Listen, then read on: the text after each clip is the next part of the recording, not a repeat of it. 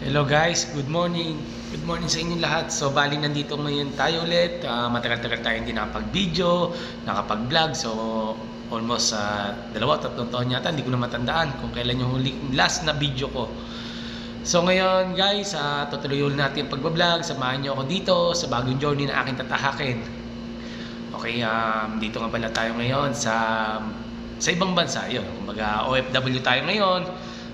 Papakita ko sa inyo kung saan ako napuntang lugar. So ito yung unang araw ko na pagpunta dito. Okay, tara samahan niyo ako sa mga susunod kong mga video na i-upload. Pero bago lahat, papakita ko sa inyo ang dinaanan ko pag ako makapunta dito. Okay, salamat. So guys, ito yung dinaanan ko papunta dito sa project site. So makikita nyo puro yan, ganyan, puro bundok. Tapos wala ka talaga makikita ng tao. Hindi ko nga alam kung nagulat din ako sa pinuntahan ko site kasi first time ko talaga dito sa lugar na yan. So dyan ako magtatrabaho sa matapos ang pagkata dito sa lugar na aking pagtahan.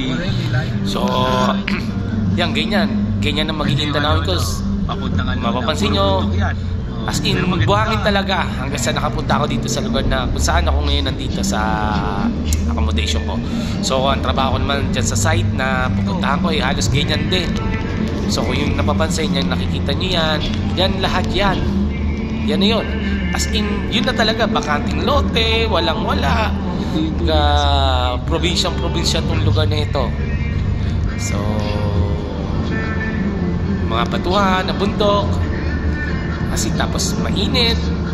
Minsan may sandstorm pa nga daw eh. So yun guys, samahan niyo ako. So sa mga gustong magtanong kung paano maging OFW, yan, ganyan talaga ang sitwasyon kung paano maging isang OFW. So malungkot yata ang lugar na pupuntahan ko. Pero syempre ang pinunta naman natin is trabaho.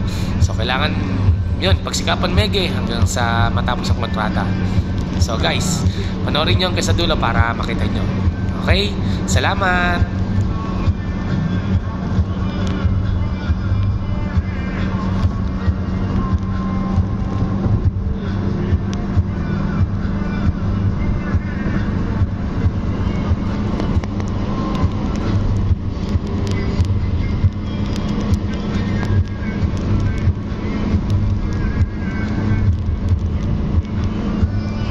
Tapos yung buhangin, kulay-pula oh.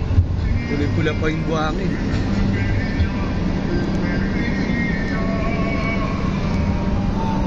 Ganda. Kaso syempre